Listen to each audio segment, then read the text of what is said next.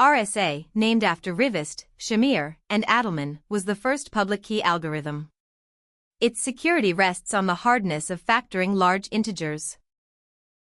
Key generation starts by choosing two random primes p and q, multiply them to get the modulus n, compute Euler's totient phi of n as p-1 times q-1.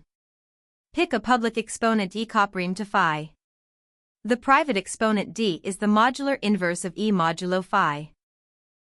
The public key is the pair n and e, published to everyone.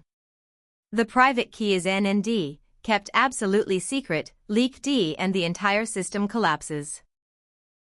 To encrypt a message m, compute c equal to m to the e modulo n. In our example, 42 to the 17th modulo 3233 equals 2557. To decrypt, raise c to the private exponent d. 2557 to the 2753rd, modulo 3233, gives back 42. The mechanism rests on Euler's theorem. RSA security depends on the hardness of factoring n into p and q.